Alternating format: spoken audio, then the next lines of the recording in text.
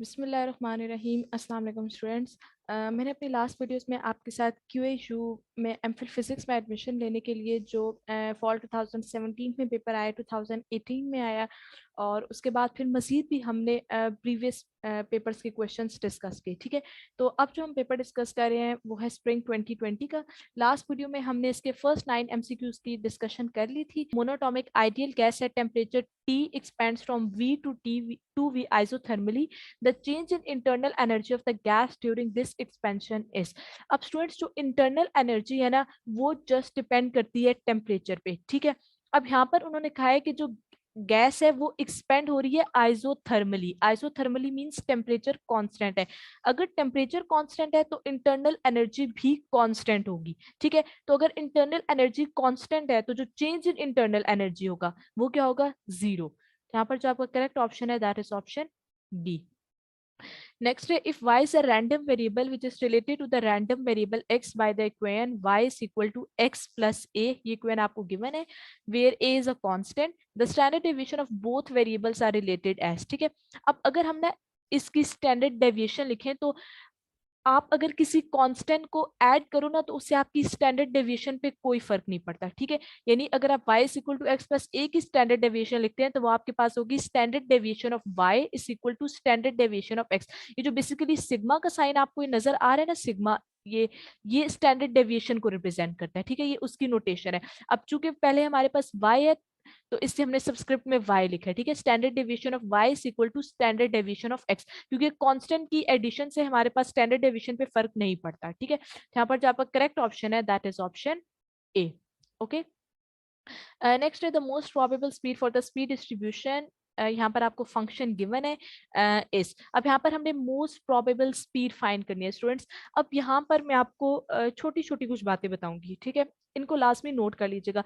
Students यहाँ पर क्या मिस्टेक करते हैं? ठीक है, हर स्टूडेंट ये तो याद करके आया होता है कि रूट मीन स्क्वायर स्पीड के लिए हमारे पास क्या वैल्यू है। ठीक है, उसके बाद फिर मोस्ट प्रोबेबल स्पीड की हमारे पास क्या वैल्यू है और एवरेज स्पीड की हमारे पास क्या वैल्यू है। ठीक है, जब आपके पास पेपर में फिर इस तरह का MCQ आता है तो स्टूडेंट ने चूंकि वैल्यू याद की होती है वो जस्ट क्या करता है, फौरन से मार्क कर देता है। अब जैसे मोस्ट प्रोबेबल स्पीड की अगर आप वैल्यू देखें तो वो आपके पास क्या होती है, मोस्ट प्रोबेबल स्पीड की। ठीक है, तो मोस्ट प्रोबेबल स्पीड की वैल्यू होती है स्क्वायर रूट 2 kbt/m। ठीक है, तो स्टूडेंट्स क्या करते हैं कि स्टूडेंट्स ना जस्ट ये कि अच्छा मोस्ट प्रोबेबल स्पीड है, वो ऑप्शन सी को करेक्ट ऑप्शन मार्क कर देते हैं। ठीक है, अब आप स्टूडेंट्स देखें कि आपको फंक्शन क्या गिवन है, दिस इज इंपॉर्टेंट। आपको वैल्यूज याद नहीं रखनी। ठीक है, वो इंपॉर्टेंट नहीं है। ठीक है, आपको जस्ट फॉर्मूला पता होना चाहिए कि अगर आपसे पूछा जा सकता है, जैसे मोस्ट प्रोबेबल स्पीड आपसे यहाँ पूछा गया है। ठीक है, आपसे पूछा जा सकता है कि आप इसी तरह यही फंक्शन आपको दिया जा सकता है और आपसे पूछा जा सकता है कि आप इसकी एवरेज स्पीड फाइंड करें। ठीक है, आप एवरेज स्पीड बताएं। ठीक है, आप रूट मीन स्क्वायर स्पीड बताएं। ठीक है, तो आपको फॉर्मूला पता होना चाहिए। ठीक है, फिर जस्ट आपको जस्ट ये जो आपको फंक्शन गिवन है आपको इसको यूज करना, सिंप्लीफिकेशन करनी है। ठीक है, तो यहाँ पर हम तीनों के फॉर्मूलाज डिस्कस कर लेते हैं। तो यहाँ पर सबसे पहले जो मोस्ट प्रोबेबल स्पीड है, मोस्ट प्रोबेबल स्पीड फाइंड करने के लिए आपको क्या करना होता है कि आपको जो भी फंक्शन गिवन है आप उसका फर्स्ट डेरिवेटिव लो। ठीक है, फिर फर्स्ट डेरिवेटिव लेने के बाद आप उसको जीरो के इक्वल पुट करो। ठीक है, तो मैं इसको यहाँ पर सॉल्व करती हूँ। दिस इज और MCQ नंबर 13। ठीक है, अब मोस्ट प्रोबेबल स्पीड फाइंड करने के लिए हमारे पास फॉर्मूला होता है DF ऑफ v। ठीक है, यहाँ पर f हमारा फंक्शन है v का, तो इसलिए अब जो इसका हम डेरिवेटिव लेंगे वो विद रिस्पेक्ट टू v होगा। अब यहाँ पर v जो है वो स्पीड को रिप्रेजेंट करे। ठीक है, इज इक्वल टू जीरो। ये फॉर्मूला आपने बस याद रखना है। ठीक है, तो आप क्या करेंगे कि जो आपको फंक्शन गिवन है, ठीक है, आप उसका डेरिवेटिव लेंगे विद रिस्पेक्ट टू v। ठीक है, फिर उसको आप जीरो के इक्वल पुट करके वहां से v की वैल्यू निकालेंगे। ठीक है, तो ये आपने खुद करके देखना है। ठीक है, और यहाँ से जो आपका करेक्ट ऑप्शन आएगा वो ऑप्शन डी होगा। ठीक है, सिमिलरली अगर आपसे वो पूछते हैं एवरेज स्पीड, ठीक है, तो एवरेज स्पीड के लिए जो आपने फॉर्मूला यूज करना है दैट इज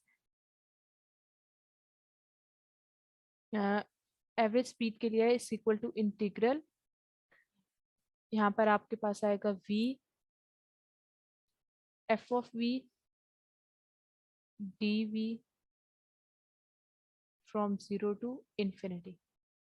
ठीक है, फिर आपसे रूट मीन स्क्वायर स्पीड का अगर पूछा जाता है, ठीक है, तो उसके लिए आपने फॉर्मूला यूज करना है VRMS is equal to square root average V square, ठीक है। अब यहाँ पर ये एवरेज वी स्क्वायर कैसे फाइंड करेंगे, तो उसके लिए हमारे पास फॉर्मूला है integral V square F of V DV, ठीक है। तो ये आपसे दो तरह से और भी पूछा जा सकता है कि आपसे कहा जा सकता है एवरेज स्पीड फाइंड करिए, root mean square speed find करिए, ठीक है। और आपसे ये भी पूछा जा सकता है कि आपको तीनों दे दी जाए, ठीक है, आपसे कहा जाए यानी most probable speed, average speed और रूट मीन स्क्वायर स्पीड, और आपसे पूछा जाए कि इनको असेंडिंग से डिसेंडिंग ऑर्डर में अरेंज करें, ठीक है, या इनको फिर ग्रेटेस्ट से लीस्ट ऑर्डर में अरेंज करें। तो आपको ये याद होना चाहिए कि आपके पास जो रूट मीन स्क्वायर स्पीड होती है, ठीक है, ये ग्रेटर होती है, ठीक है। Root mean square speed is greater than, इनका ऑर्डर आप याद रखें, ठीक है। Root mean square speed is greater than average speed which is greater than most probable speed, ठीक है। ये मोस्ट प्रोबेबल स्पीड है, सही है। तो ये एमसीक्यू आपसे ये तीनों तरह से पूछा जा सकता है। नेक्स्ट है the molar specific heat at constant volume of a monoatomic ideal gas on a two dimensional plane is. अब यहाँ पर हमने स्पेसिफिक हीट फाइंड करनी है कांस्टेंट वॉल्यूम पे, ठीक है। तो इसके लिए हम फॉर्मूला यूज करेंगे, इसको मैं यहाँ पर सॉल्व कर रही हूँ, एमसीक्यू नंबर 14 है ये, ठीक है। तो specific heat at constant volume find करने के लिए हम फॉर्मूला यूज करेंगे CV is equal to R over gamma -1, ठीक है। अब यहाँ पर ये जो गैमा है, ठीक है, गैमा हमारा इक्वल होता है 1 +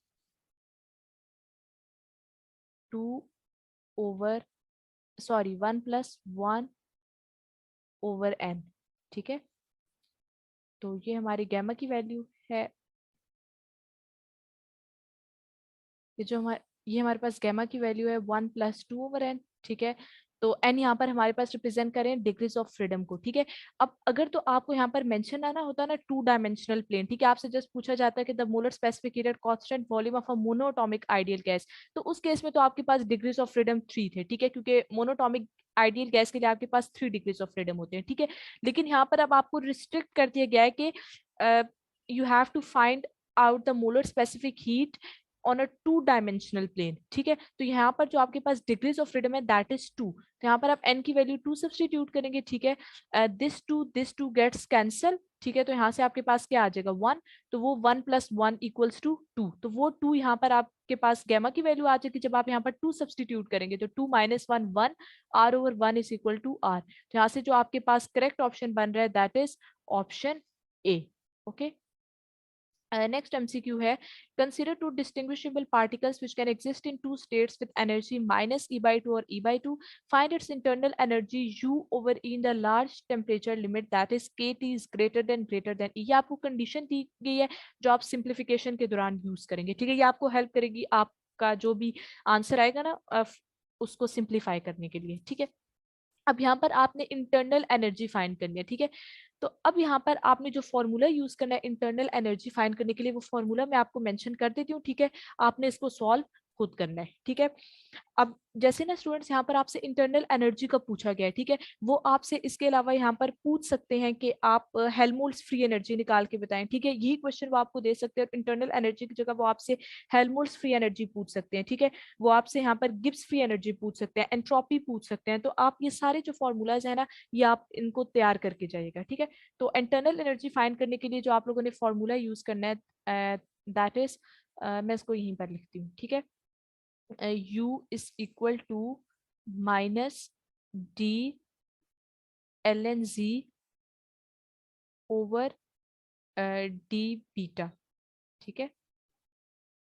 अब यहाँ पर ये जो z है, z आपका पार्टीशन फंक्शन है, ठीक है। लास्ट जब हम लोगों ने पेपर्स डिस्कस किए थे तो उसमें मैंने आपको पार्टीशन फंक्शन भी निकालना सिखाया था, ठीक है। तो यहाँ पे आपने पार्टीशन फंक्शन सबसे पहले निकालना है, ठीक है। उसके बाद फिर आपने उसका नेचुरल लॉग लेना है, ठीक है। फिर आपके पास जो भी वैल्यू आएगी उसको आपने डेरिवेट कर देना है with respect to beta. Beta basically यहाँ पर क्या है, हमारे पास होता है 1/KB t, ठीक है। तो ये फॉर्मूला आपने यहाँ पर यूज करना है, ठीक है।